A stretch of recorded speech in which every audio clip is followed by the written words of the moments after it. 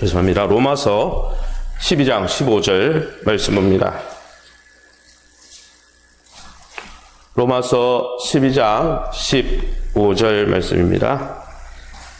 로마서 12장 15절 말씀 한 절 우리 합독하겠습니다. 즐거워하는 자들과 함께 즐거워하고 우는 자들과 함께 울라. 아멘. 예, 10월의 성품은 민감성입니다. 그래서 이번 말씀의 제목은 민감성의 영성, 민감성의 성품을 회복합시다 라는 제목으로 말씀을 나누기 원합니다.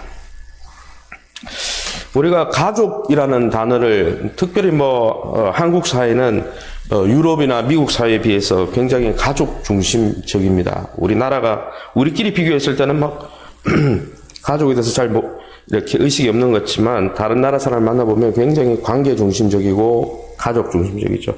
근데 이 가족이란 말 대신에 예전에는 식구라는 말을 많이 썼습니다. 식구가 뭡니까? 먹을 식자에 입구자를 써가지고 그 집에 식구가 몇입니까? 그 집에 먹는 입이 몇입니까? 이런 단어를 썼죠. 그래서 가족은 식구죠. 같이 밥을 먹는 사람들입니다. 옛날에는 한 집에서 사는 사람들이 다 함께 모여 밥상 공동체를 이루었습니다. 한 사람 때문에 또 상을 차릴 수 없기 때문에 밥을 함께 먹었죠. 밥을 함께 먹으면서 어떻습니까? 한 식구가 되어가고 한 가족이 되어갔습니다. 끼니 때마다 함께 식탁에 앉아 밥을 먹다 보면은 아버지의 기분이 어떤지, 어머니는 뭐 때문에 힘들어 하시는지, 또 동생은 어떤지 기분을, 또 그들의 감정을 살필 수 있는 기회가 많았다는 거죠. 그래서 옛날 사람들은 이렇게 다른 사람에 대해서 민감할 수 있는 기회가 많았는데 요즘은 식사도 함께 안 하고 서로 기분이 어떤지를 살필 만한 기회가 없이 살아가는 것 같습니다. 오늘 이 가정은 그래서 서로의 감정에 대해서 자주 밥을 먹다 보니까 민감할 수밖에 없어요. 딴 사람이 어떤 마음을 읽는가. 이처럼 여러분 가족이 되었는데 서로 간의 감정에 대해서 어떤 감정과 어떤 기분이 있는지를 민감하지 않고 서로 무관심하고 아무 서로에게 관심이 없다면 가족이 된 이유가 없는 거겠죠. 가족이기에 서로에게 관심을 두고 민감하게 반응할 수 있는 것입니다. 이것은 영적으로도 마찬가지입니다. 영적인 가족이 된 우리 성도들도 마찬가지죠. 그러면 이번 달에 묵상해야 될 이 성품 민감성은 무엇입니까? 정의해 보니까 이렇게 돼 있어요. 민감성의 반대가 무감각입니다. 다른 사람에 대해서 별로 신경 안 쓰는 거죠. 민감성이 무슨 뜻이냐? 주의 사람이 아니고 주위 사람의 실제 마음이 어떤지, 감정이 어떤지 그 사람의 마음을 그대로 느끼는 게 이게 민감성입니다. 요즘 말로 민감성이라는 단어는 이제 우리가 성경이나 아니면 우리가 교회에서 쓴다면 세상에서는 이 민감성이라는 단어를 감수성이 높다. 요즘 감수성, 인권 감수성부터 해서 단어들을 많이 쓰죠. 이 감수성이 민감성을 이야기하는 겁니다. 다른 사람의 감정을 잘 읽어내는 능력이죠. 다른 말로 하면 공감 능력입니다. 로마서 12장 15절에 거기에 대해서 이야기하죠. 뭐라고 합니까? 즐거워하는 자와 함께, 다른 사람이 즐거울 때 그 즐거움을 함께 공감해주고, 다른 사람이 슬퍼할 때 그 슬픔에 함께 공감해주라 이야기 아닙니까? 그죠? 그게 성경적인 사고방식이고 진짜 성숙한 성도죠. 분당 우리 교회 이찬수 목사님 교회를 세울 때 이것이 교회의 표였다고 말씀하는 걸 들었습니다. 굉장히 중요한 내용인 것 같아요. 민감성은 이처럼 내 감정에 충실할 뿐 아니라, 내 감정을 읽을 뿐 아니라 다른 사람의 감정과 기분을 감지하고 그것을 수용하는 그런 태도를 민감성이라 합니다. 그것을 영적으로 좀 더 해석하면 다른 사람이 당한 것과 똑같은 우리의 상처를, 하나님께서 우리 상처를 예수 그리스도 안에서 공감해 주시고, 우리의 어려움을 공감해 주시고, 십자가 위에서 공감해 주시고, 수용해 주시고, 우리의 아픔을 이해해 주시고, 그래서 사랑해 주시고, 이렇게 했기 때문에 다른 사람에게도 고통이 있잖아요. 다른 사람에게도 아픔이 있고 또 다른 사람에게도 필요가 있잖아요. 예수님이 먼저 우리를 그렇게 공감해 주셨기 때문에 우리도 다른 사람의 그 어려움과 아픔에 대해서 감지하고 수용해 주고 공감해 주는 것이죠. 이것은 정말 성경적인 능력입니다. 그런데 요즘 시대를 살아가 보면 우리가 감수성 외치는 이유가 뭡니까? 민감하지 않다는 거예요. 다 자기중심적입니다. 우리가 풍성한 삶의 기초에 초대에 나오듯이 죄가 자기중심성이라고 하는데 자기 감정에만 충실해요. 자기 상처에만 충실해요. 다른 사람이 상처를 받았는지 다른 사람의 감정은 어떤지 별로 신경 안 씁니다. 왜요? 죄의 속성이 자기만 생각하는 거거든요. 그런데 여러분, 이렇게 민감성이 있으면, 민감성이 높아지면 우리에게 큰 유익이 있다고 성경은 우리에게 말씀해 주고 있습니다. 민감성이 있으면 어떤 유익이 있습니까? 민감성의 보상이 무엇입니까? 우리가 다른 사람의 필요에 대해서, 아픔에 대해서 민감하게 느끼고 거기에 공감해 주면요, 인지 능력이 커진다는 거예요. 다른 사람의 감정에 대해서 인지하고 다른 사람이 이런 기분이겠구나, 다른 사람이 이런 아픔이 있구나, 다른 사람에게 이런 필요가 있구나, 이걸 자꾸 인지하려면요 아주 세밀한 인지력이 필요하죠. 이렇게 다른 사람에게 민감한 사람은요 다른 영역에서도 인지력이 높아지는 거죠. 왜요? 세밀하게 다른 사람의 감정을 인지하려고 하니까. 그뿐 아니라 여러분, 다른 사람의 필요에 대해서 우리가 민감하게 반응하면 어떤 일이 있습니까? 우리의 삶에 활력이 생긴다는 거예요. 다른 사람의 기분과 다른 사람의 아픔에 동참해서 그것을 회복시켜 주려고 헌신하고 구제하고 나누다 보면요, 내 삶에 오히려 활력이 높아진다는 거예요. 많은 사람들이 자기 삶을 위해서 움켜쥐려고 그럽니다. 나만 이렇게 하니까 삶의 무기력이 오고 삶의 메들리즘이 오죠. 생각해 보세요. 이걸 어디에서 느낍니까? 아프리카의 구제나 선교, 동남아시아에 우리 태국에 선교하러 갔다 오면 어떤 일이 있습니까? 선교 가는 건 힘들죠. 돈도 들고 시간도 들고 휴가까지 써가지고 참 의미 없는 일처럼 보입니다. 요즘 현대인들의 관점에서 보면은 굉장히 이윤이 안 남는, 영적으로 육적으로, 그죠? 그냥 주기만 하는 것 같은. 그러나 여러분, 태국 땅에, 아프리카 땅에, 아니면 동남아시아의 어려운 국가에 가가지고 구제하고 선교하고 그들의 필요에 대해서 나누고 그들을 섬기다 보면요, 선교 갔다 오면 어떤지 아세요? 갈 때는 참 준비하는 것도 많고 또 물질도 들어가니까 힘들어 보이죠.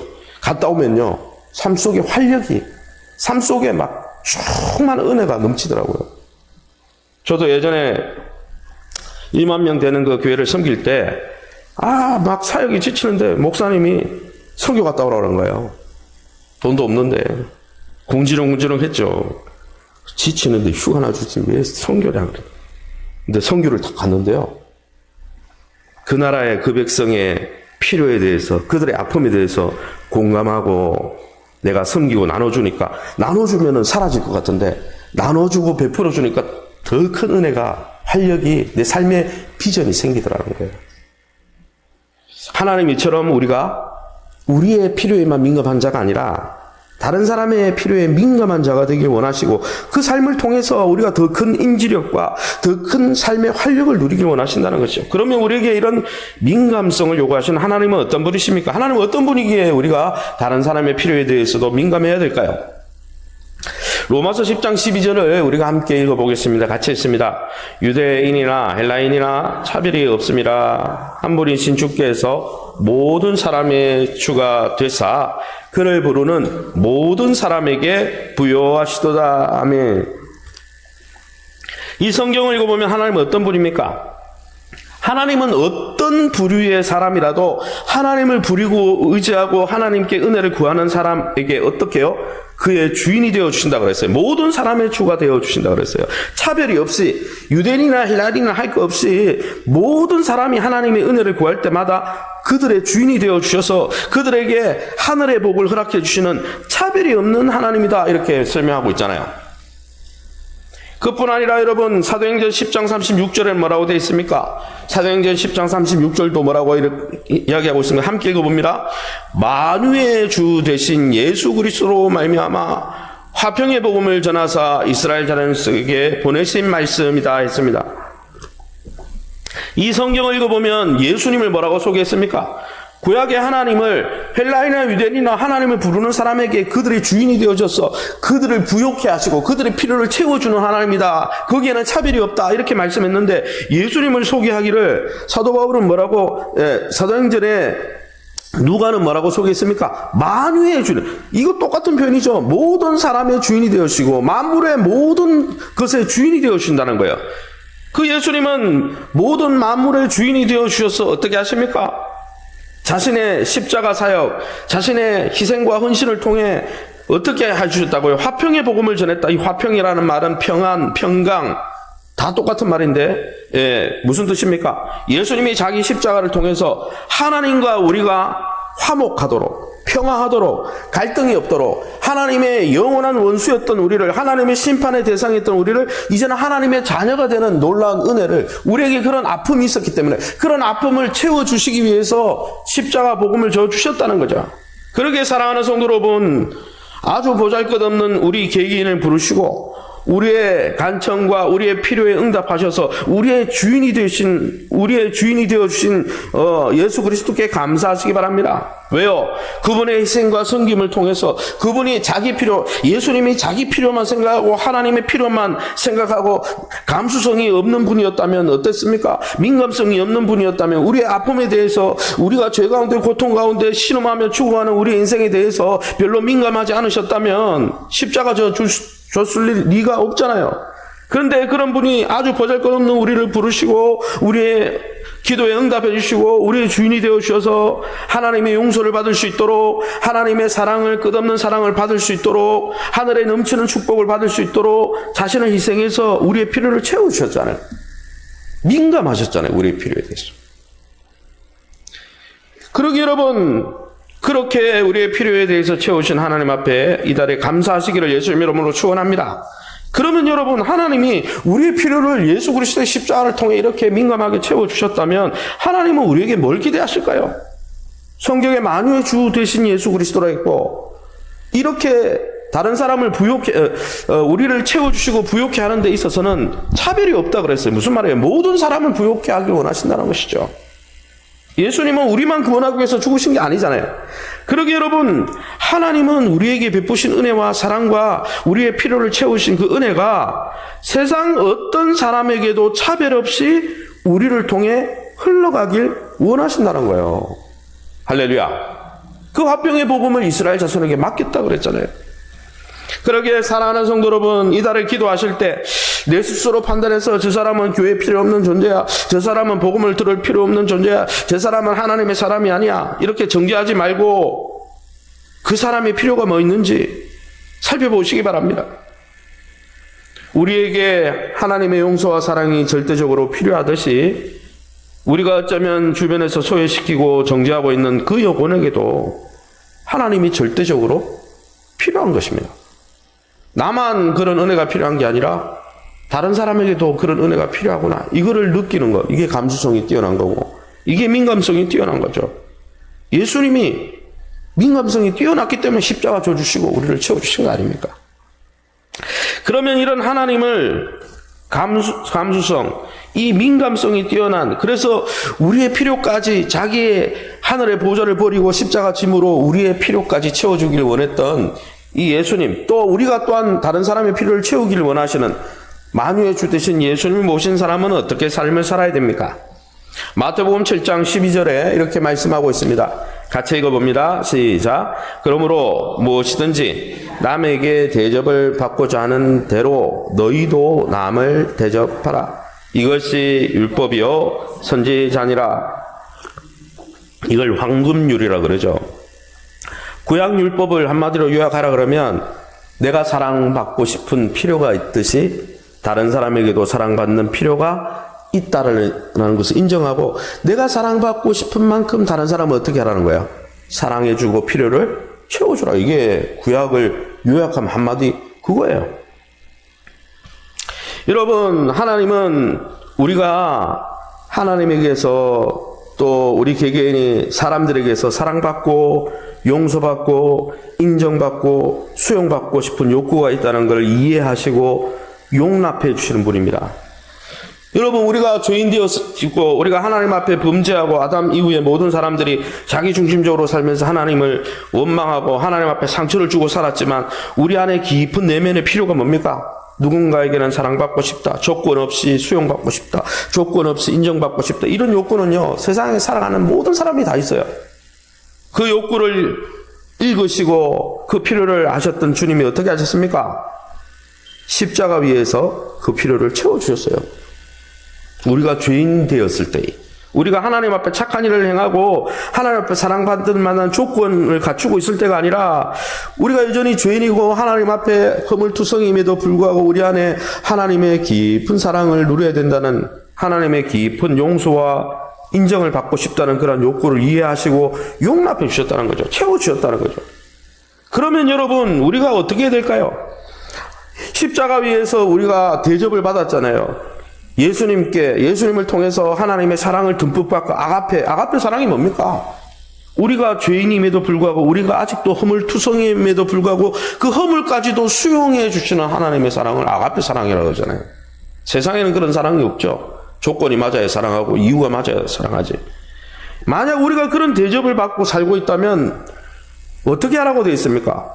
네가 대접을 받은 만큼 다른 사람도 대접해 주라.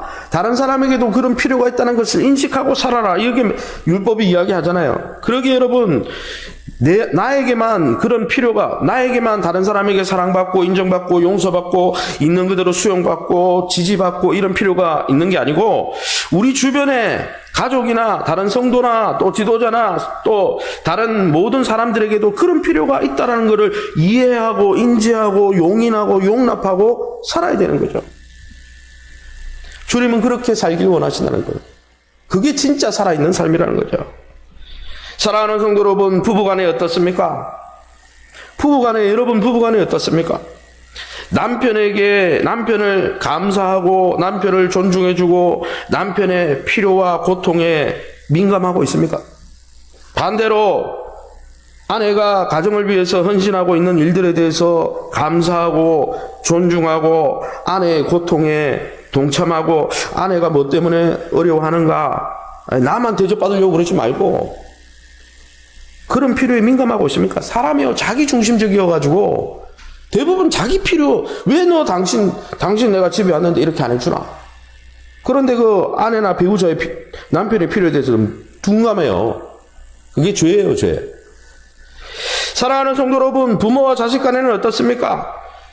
자녀들이 많이 착각하는데 부모에게도요, 사랑받고 싶은 욕구가 있어요. 부모를 어떻게 사랑합니까? 공경해주고 부모의 의견에 존중해주고 나를 낳아준 부모니까 그분의 음성에 순종해주고, 이게 부모를 사랑하는 방법이에요. 부모도 사랑받고 싶어요. 수용받고 싶어요. 부모가 언제 서운합니까? 부모로서 존중해주지 않고 자기 주장대로 그냥 살 때요, 자녀니까 섭섭해도 말은 안 하는 거지 기분이 좋은 건 아니거든요. 반대로 어떻습니까? 자녀들에게 순종과 복종과 존중, 넌 내 필요가 있으니까 나를 사랑해줘, 나를 존중해, 나를 공경해, 나에게 순종해줘, 이렇게 말할 뿐 아니라 자녀의 필요가 뭐가 있는지 부모들은 돌아봐야 되는 거죠. 자녀에게 어떤 어려움이 있는지, 내가 무엇을 도와줘야 되는지, 그게 민감성이 충만한 사람입니다. 성도 간에도 마찬가지입니다. 저 성도님은 무조건 나를 섬겨줘야 돼. 목자니까, 구역장이니까. 여러분, 구역장도 고달파요. 구역장도 필요가 있어요, 없어요? 있어요. 구역장님도 마찬가지예요. 우리 목원들이 이렇게 나한테 해주면 좋겠다. 그것도 누려야 되겠지만은, 목원들은 나에게 기대하는 게 뭘까? 목원들의 아픔은 뭘까? 이렇게 관심을 기울이는 게 감수성이, 민감성이 충만한 거예요. 영적 지도자와 성도 사이에도 마찬가지죠.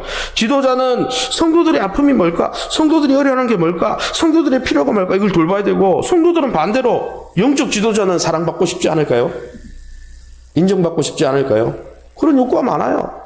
그러면 우리의 목사님 마음은 요즘 어떨까? 목사님에게 필요는 뭘까? 서로 간에 그렇게 되는 거예요. 서로 간에. 주기도문을 우리가 배웠지만 주기도문을 보세요. 첫 번째 맨 앞에 나오는 게 뭡니까? 하나님의 필요예요. 하나님의 이름이 영원하게 되기 원합니다. 하나님도요, 우리에게 받고 싶은 게 있어요. 하나님 무조건 내주는 하나님, 그거 땡이에요. 소통의 관계가 아니에요. 관계는요, 일방적인 게 없어요. 앞에 주기도문의 맨 앞부분은 뭐예요? 하나님의 나라가 임하기를 원하고, 다 하나님의 필요에 관한 거잖아요. 하나님이 이런 필요가 있구나. 그걸 이해하고 우리가 그 부분에서 맞춰 드리려고 그러고, 하나님의 마음이 어떤지를 민감하게 살피려고 그러고, 하나님이 불편한 게 없는지. 그리고 뒷면에 넘어가면 어떻습니까? 하나님이 우리의 필요에 대해서 기도하라 그러잖아요. 그러니까 서로의 필요에 대해서 민감하게 반응하는 거지, 일방적으로 하나님이니까 날 무조건 들어주고 하나님의 필요에 대해서 난 무관심하고, 이게 아니죠. 그건 관계가 아니죠. 그런 일방적인 관계는 유지가 되지 않는 거죠. 사랑하는 성도 여러분, 이제 말씀을 정리하려고 합니다. 하나님은요, 우리의 필요를 채워주기 위해서, 사실 하나님의 입장에서는 십자가 질 이유가 없어요. 십자가 진다고 남는 게 뭐가 있어요? 우리가 헌신을 많이 한다고요. 그런 헌신 없어도요, 천군천사 불말불명과 하늘의 영적인 존재들이 다 하나님 잘 섬기고 있어요. 그냥 우리의 아픔이 있었기 때문에 그 아픔과 필요를 공감하셨기 때문에 십자가 주신 거예요. 그 하나님이 뭐라고 이야기합니까? 너희에게만 그런 사랑받고 싶고 수용받고 싶은 욕구가 있는 게 아니고 나에게도 있고, 나에게 영광을 돌려라. 나에게도 있을 뿐 아니라 너희 주변 사람들에게도 그런 수용받고 사랑받고 싶은 욕구가 있어. 그거 깨닫고 너도 받았으니까 너도 나누어. 그럴 때 삶의 활력이 있고, 그럴 때 삶의 비전이 발견되어지고, 그럴 때 살아나는 거야. 움켜질 때 살아나는 게 아니고. 동남아시아에 가면은 원숭이 잡을 때 쓰는 게 있다고 그러잖아요. 원숭이에게 뭐 사탕 많이 넣어놓으면, 그죠? 그 나무 아래에 사탕을 많이 넣으면 사탕을 확 움켜진대요. 그리고 이게 손을 못 빼는 거죠. 그 나무 덩치에서. 근데 이제 잡으러 오는 사냥꾼이 오는데도 못 놓으니까 도망도 못 가고, 그래서 잡힌다고 그러잖아요. 사실 여러분, 사랑받고 수용받고 싶은 욕구는 나만 있는 게 아니에요. 그런 자기중심적인 죄악에서 벗어나서 하나님의 필요가 뭐가 있는지, 내 주변에 함께 동역하고 함께 살을 부대끼고 함께 살아가는 이웃들의 필요는 뭐가 있는지 살펴보면서 거기에 그런 필요에 대해서 민감해지면서 하나님 주시는 참 삶의 활력을 누리고 하나님 주시는 참 비전을 향해 나가시는 저와 여러분 될 수 있기를 예수님 이름으로 축원합니다. 그래서 우리가 오늘 말씀 정리하고 한번 읽겠습니다. 이거 한번 읽고 기도하고 마치겠습니다. 예, 말씀 묵상을 통해 깨달은 민감성, 우리 같이 읽어보겠습니다. 시작.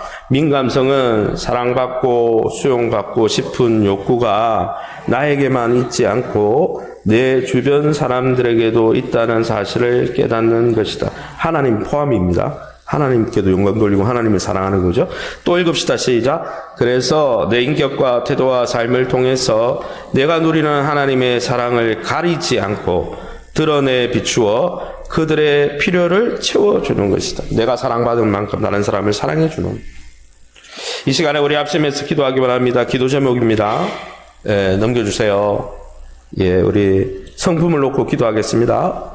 내가 인정받고 사랑받고 수용받고 싶은 모든 내 필요를 십자가 위에서 이해해 주시고 공감해 주신 하나님 앞에 날마다 감사하는 삶을 살 수 있도록. 두 번째는 우리가 그런 필요를 체험받았으니 그런 필요가 나뿐 아니라 내 주변 사람들에게도 있다는 것을 인정하고 주님의 소원대로 그들의 마음을 읽어주고 그들의 필요를 채워주는 우리의 넉넉한 삶이 이 10월 한 달 될 수 있게 해달라고, 그런 사역이 될 수 있게 해달라고 우리 합심해서 통성으로 기도합니다.